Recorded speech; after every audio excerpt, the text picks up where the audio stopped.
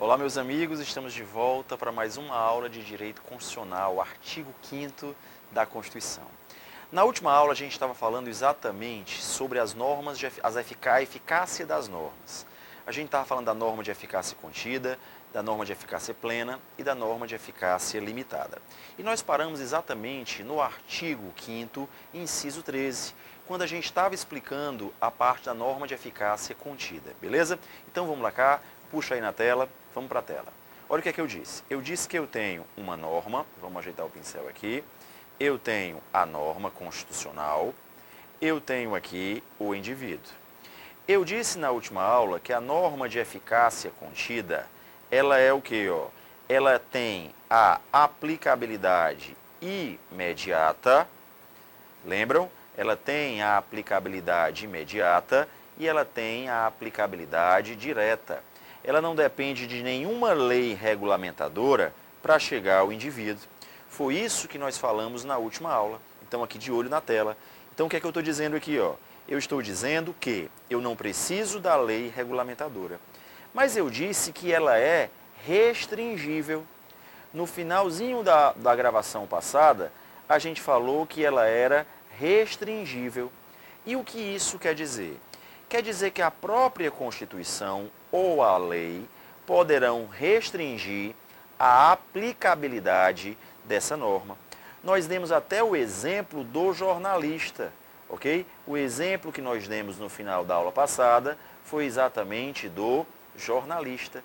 Então fiquem atentos com isso aqui, tá certo? Então a norma ela é restringível.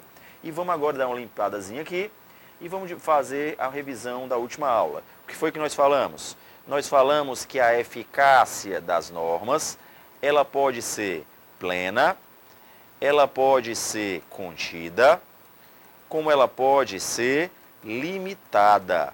Plena, contida e limitada. Nós falamos que a plena e a contida, ela é direta e imediata. E nós falamos que a limitada, ela é indireta e o que? Mediata. Olha aqui, por que que ela é indireta e imediata? Por que que ela é indireta ou imediata? Vamos para cá. Eu tenho a norma constitucional e está aqui o indivíduo. Quer dizer, para que essa norma chegue ao indivíduo, para que ela tenha aplicabilidade, ela tem que ter, tá aqui, uma lei regulamentando. Então eu tenho que ter uma lei regulamentadora. Então essa lei regulamentadora irá dar aplicabilidade a essa norma. Então quer dizer que ela tem uma aplicabilidade indireta e imediata. Foi exatamente isso que nós falamos no nosso último encontro, beleza? Está aqui a norma, está aqui o indivíduo, está aqui o G-show, está aqui indivíduo, indireta e imediata, beleza? Vamos agora continuar, voltamos aqui para o nosso artigo 5º, vamos dar uma passada aqui rápido e voltando lá para o parágrafo 1º, que foi exatamente onde nós deixamos a observação, vamos lá?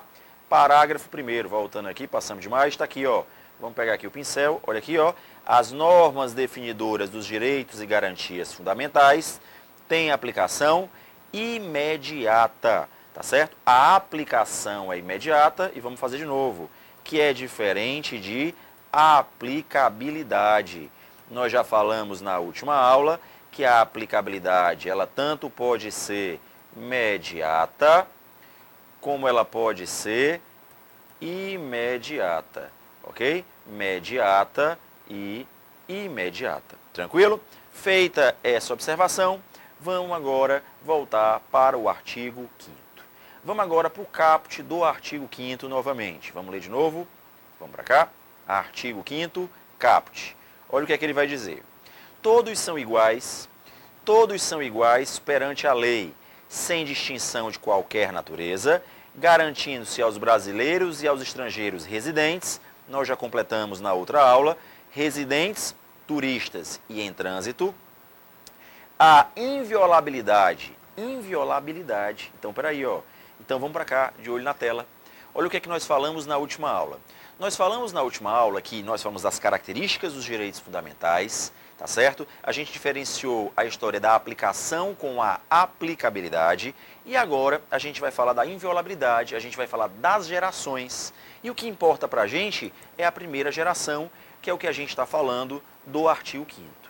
Esses direitos fundamentais previstos no artigo 5º, eles são de primeira geração ou então de primeira dimensão. Eles são de primeira dimensão ou de primeira geração. Olha o que nós acabamos de ler, ó.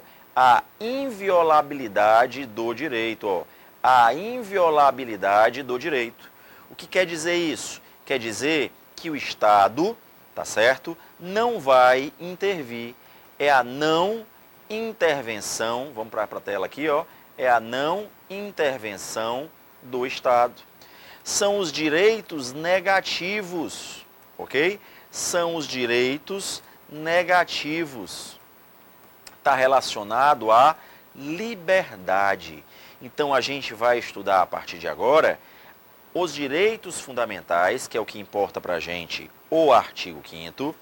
O artigo 5º é direito fundamental de primeira dimensão, onde não existe a intervenção do Estado e nós temos os direitos negativos relacionados à liberdade. Então, nós temos aqui, exemplo, os direitos individuais. Então, olha o que a gente está lendo aqui. Vamos dar uma limpeza, ó.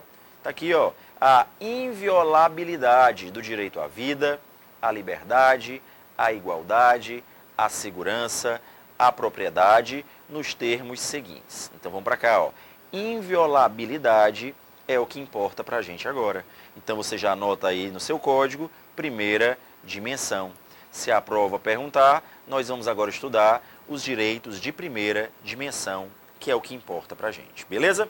Vamos começar a estudar agora realmente o artigo 5º. E a gente vai começar por esse aqui, ó, direito de propriedade.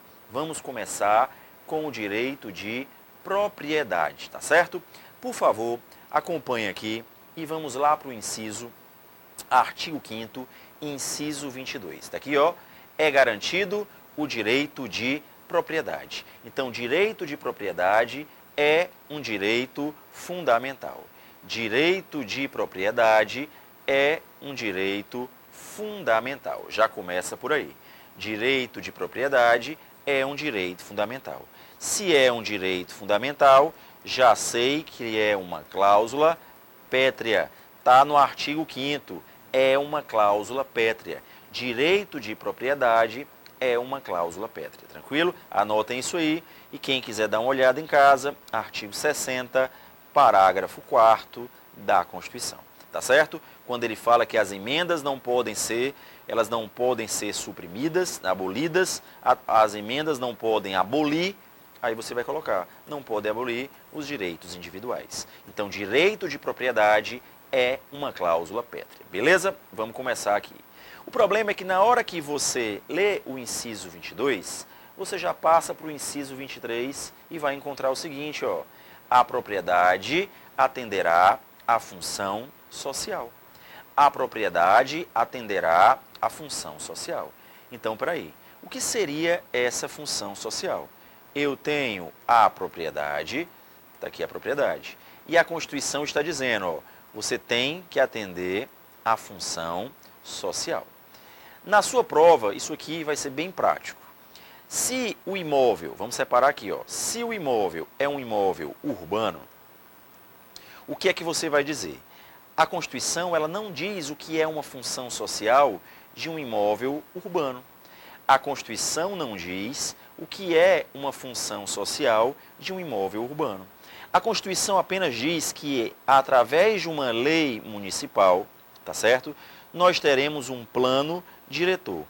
E é nesse plano diretor que vou especificar, que irá ser especificado como é que se cumpre uma função da propriedade, na função social de uma propriedade urbana. Já na Constituição, na propriedade rural, nós temos expressamente no artigo 186, ok, da nossa CF. Lá ele diz expressamente o que é, cumprir uma função social. Vamos aqui para a tela. O que é a função social de um imóvel rural? Exemplo, se você cumpre as relações de trabalho, se você cumpre os regulamentos do meio ambiente, quer dizer, não pode fazer queimada, tem que depositar FGTS, tem que pagar férias, não pode ter empregados em condições análogas de escravo. Então, quer dizer, você está cumprindo a função social de um imóvel rural. Então, se você está cumprindo a função social, você não vai ser penalizado por isso. Então, cumprindo a função social da sua propriedade, você não vai ser penalizado. Porque se você não cumprir, você pode ser desapropriado, como você pode ser expropriado. Então, você pode ser desapropriado, como você pode ser expropriado. E esse é o nosso próximo tópico. Vamos para a tela aqui. O que é que eu quero que você visualize? Vamos para cá? Vamos voltar lá para a Constituição. Olha aqui o que eu quero que você veja aqui, ó. A lei, vamos para cá, ó. A lei estabelecerá procedimentos para desapropriação por necessidade, por utilidade ou por interesse social, mediante justa e prévia indenização em dinheiro, ressalvados os olha aqui, ó, ressalvados os casos previstos nesta Constituição. Vou limpar aqui e vou sublinhar só essa última parte, ó, ressalvados os casos previstos nessa Constituição. Vamos para cá.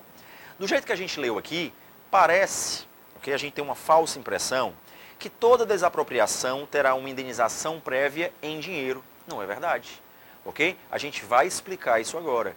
Nem toda desapropriação, ela será prévia. Na verdade, nem toda desapropriação será indenizada, já começa por aí. E quando a indenização ocorrer, previamente, ela pode ser que não seja em dinheiro. Então é isso que a gente vai diferenciar agora. Mas a gente vai começar exatamente pelo ponto da função social. Não cumprida a função social, o seu imóvel poderá ser desapropriado. Não cumprida a função social, o seu imóvel poderá ser o quê? Desapropriado. Vamos para cá. Isso chama-se o quê? Vamos sublinhar aqui. Desapropriação por interesse social. Então a gente vai falar exatamente sobre isso.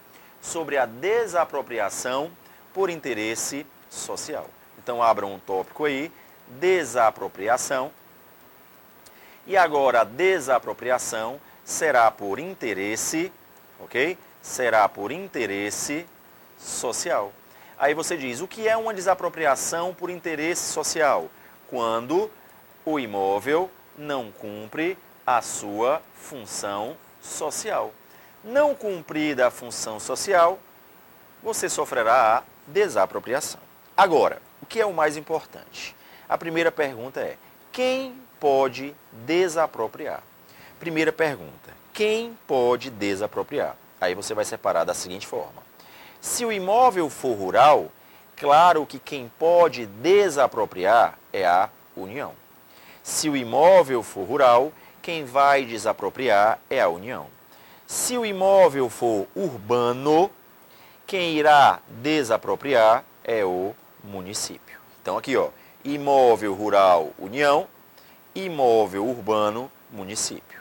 Beleza? Primeira pergunta. Segunda pergunta. Essa indenização ou essa desapropriação, ela é indenizável? Você que está sofrendo essa desapropriação, será indenizado?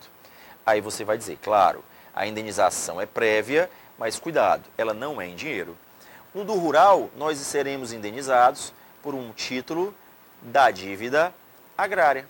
Será pago, indenizado previamente, através de um título da dívida agrária.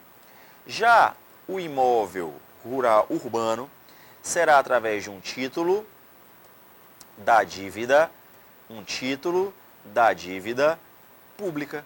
Então nós teremos aqui um título da dívida pública. Resgatável em até 10 anos, resgatável em até 10 anos, se for urbano, e se for rural, resgatável em até 20 anos. Se for rural, resgatável em até 20 anos. Só que você começa a resgatar a partir do segundo ano. Começa a resgatar a partir do segundo ano. Então fiquem ligados aqui. Então, não cumpriu a função social, está aqui, sofrerá a desapropriação. Só que aí nós temos uma observação a fazer em relação ao imóvel urbano. No imóvel urbano, a desapropriação é o último caso. Nós temos que seguir aqui uma ordem. E essa ordem aqui é obrigatória. Primeiro, você vai receber o fiscal e ele vai dizer, ó, não está cumprindo a função social, tá certo? Vamos dizer, o terreno baldio aqui, ó, esse terreno aqui está cheio de rato, está cheio de focos do mosquito da dengue, da zika, então vamos mudar esse foco aqui, ó. Você vai ter agora que edificar ou então lotear esse imóvel. Tá aqui, ó, você vai edificar ou lotear. Não fez isso? Vai ocorrer agora uma majoração. O seu imóvel será majorado. Os impostos serão majorados com o tempo.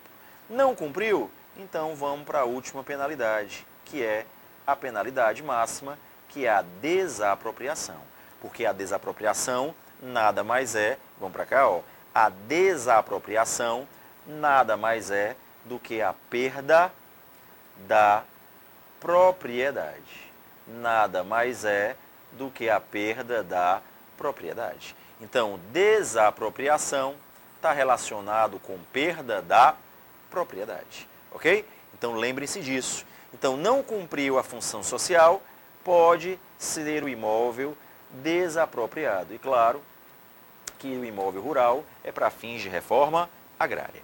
Então, essa desapropriação aqui é quando não se cumpre a função social. Beleza? Só que nós temos duas outras situações que ficaram em aberto aqui. Vamos para cá. Nós temos a desapropriação. Olha aqui, ó.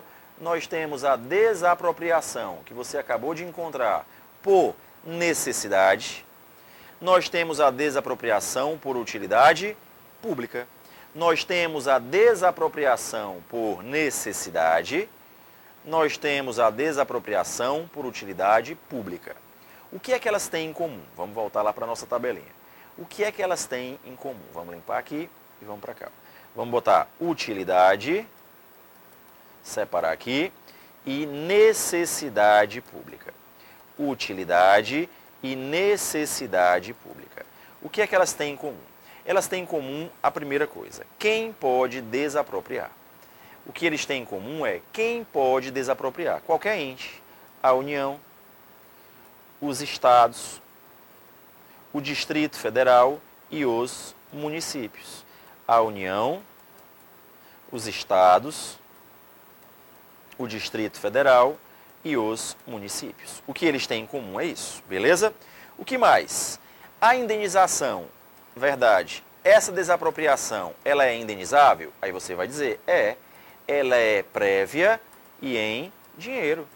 É a indenização prévia e em dinheiro, ok? Indenização prévia e em dinheiro. Agora, o que é que vai diferenciar a utilidade da necessidade? Vamos voltar para cá. No caso de necessidade pública, o que é que eu tenho que observar? É algo indispensável. Exemplo, vai passar uma avenida aqui no Colégio Tiradentes, então ele vai ter que ser desapropriado, é indispensável, a avenida vai passar aqui no meio. Então, quer dizer, é algo indispensável, tem que desapropriar. Agora, para utilidade não. Utilidade é para facilitar, é útil, é algo que vai facilitar.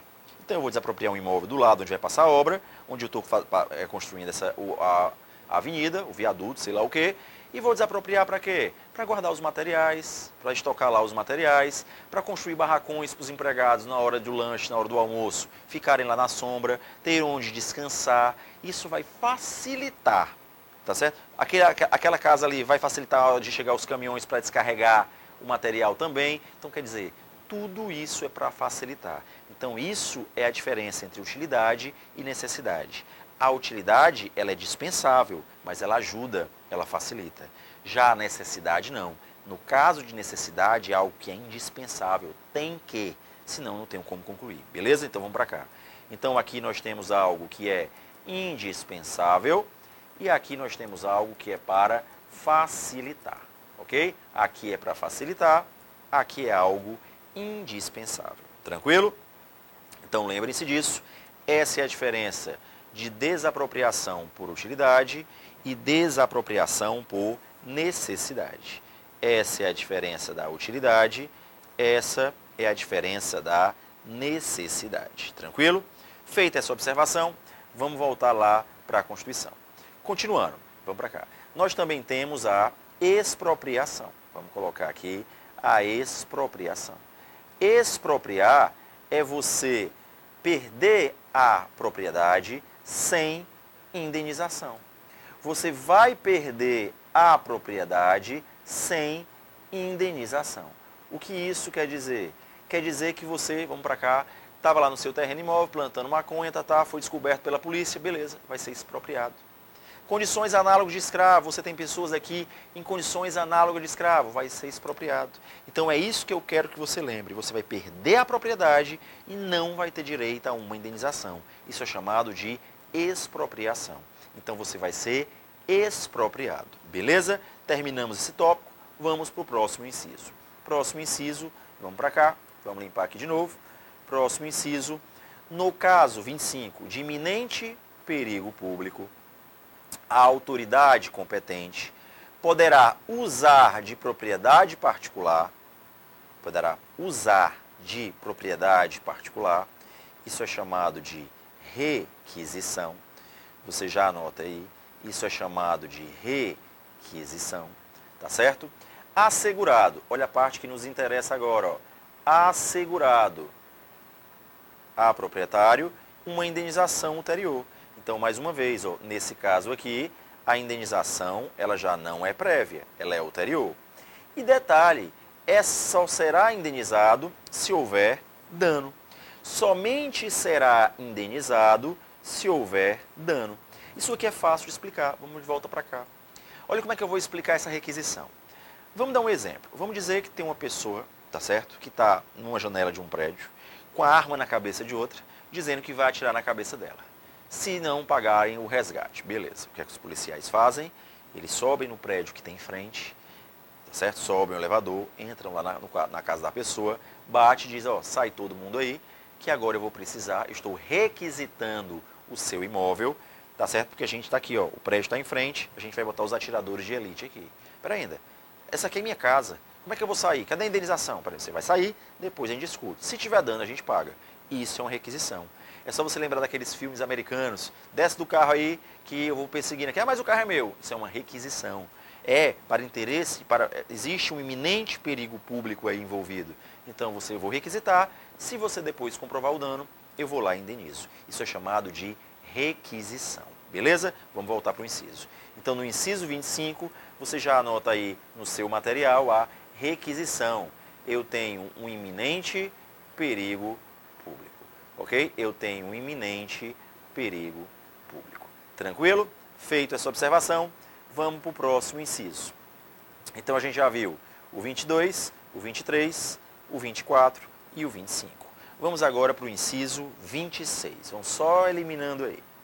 A pequena propriedade rural, vamos ler depois explicar isso aqui, assim definida em lei, claro que depende da região, cada região tem um tipo, tem um tamanho, uma medida diferenciada de pequena propriedade rural, desde que trabalhada pela família, não, olha esse não aqui, ó, não, que é a parte principal, não será objeto de penhora para pagamento de débitos decorrentes de sua atividade produtiva, dispondo a lei sobre os meios de financiar o seu desenvolvimento. Foquem nisso aqui, ok? Mais uma vez, nós estamos falando de quê? Da pequena propriedade rural.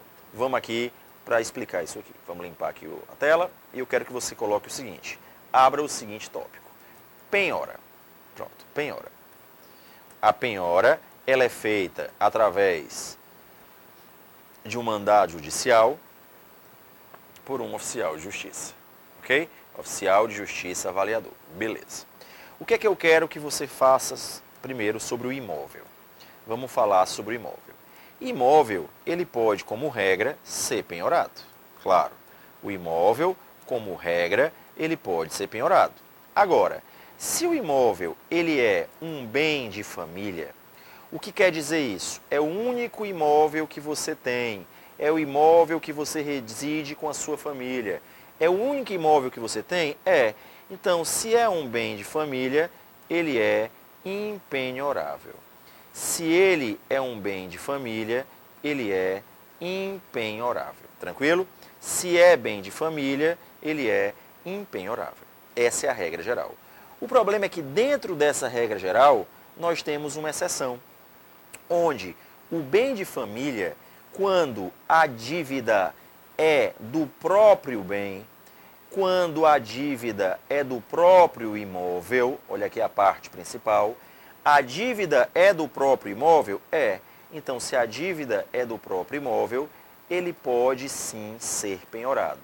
Me dê um exemplo, o IPTU. O IPTU seria um exemplo. O IPTU do imóvel, você está devendo, claro que pode sofrer a penhora. Outro exemplo, taxa de condomínio, ok? Taxa de condomínio, você não pagou, claro que pode sofrer a penhora. Então, essas dívidas que são do próprio imóvel, então a sua casa pode ser penhorada. Então, a regra é, o bem de família, ele é impenhorável. Tem uma curiosidade? Dá uma lida na lei 8.009. Essa lei 8.009, ela vai falar sobre o bem de família. E é exatamente lá que você vai encontrar isso. Então vamos para cá, ó. A regra é que o bem de família é impenhorável, mas quando a dívida é do próprio imóvel, ele pode ser penhorado. Beleza?